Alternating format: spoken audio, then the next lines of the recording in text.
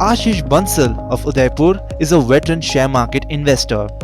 He considers himself a maverick of the share market and he invests in the sector that he thinks will be attractive.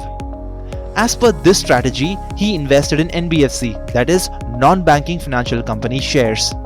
But this time, his confidence is shaking. NBFC shares are not performing well. Recently, a lot of changes happened in this sector. RBI has increased the interest rates twice in the last 2 months. Another challenge is that in recent times, RBI has made stricter norms for loan disbursement. Now, this sector has to follow various rules just like banks. You might be wondering how all this will trouble NBFC. Looking at the views of rating agencies and experts will help you understand this. VK Vijay Kumar, Chief Investment Strategist of Geojit Financials, says that interest rates will further increase. By the end of this cycle, the repo rate is expected to be around 6%. Ratings agency CRISIL believes that a higher interest rate will lead to higher borrowing of funding costs for NBFCs. It expects borrowing costs for NBFCs to increase by 0.85% to 1.05% this year. From October 1st, 2022, there will be a new headwind for NBFCs. For financial stability and to prevent the bankruptcies of NBFCs, RBI has issued new rules. This will increase borrowing cost for NBFCs. Now the question is, how much of this higher borrowing cost can be passed on by NBFCs? Well, 35 to 40% shares of NBFC's total asset under management AUM comes from home loan segment. In this segment, borrowing costs can be passed on for both new as well as existing customers because most of the home loans are given on floating rates. But due to intense competition from the banks, rates will not be completely passed on.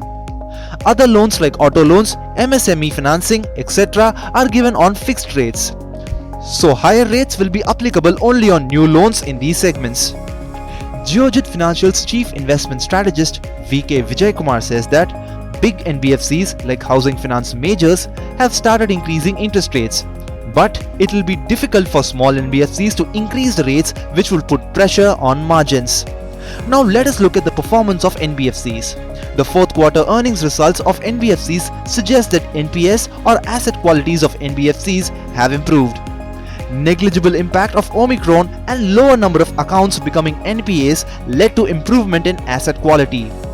As per rating agency ICRA, NPAs of NBFCs have fallen from 5.7% in December 2021 to 4.4% in March 2022.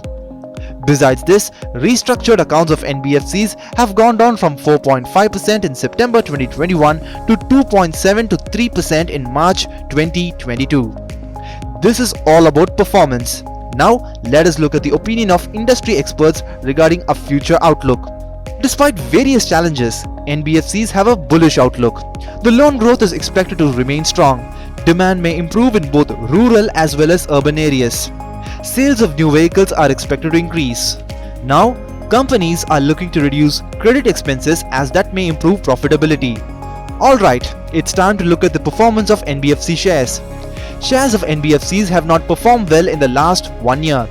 Except for Cholamandalam Investment, all the major NBFCs have given negative returns. Hence, investors had a massive loss. Overall, we can say that an increase in the funding cost of NBFCs will reduce the margins. But due to strong demand, improved asset quality and cushion of provisioning will give support to profit. As per experts, fall in NBFCs are in line with the fall in the share market. So investors like Ashish can stay invested in this sector in the long run as it will give good returns.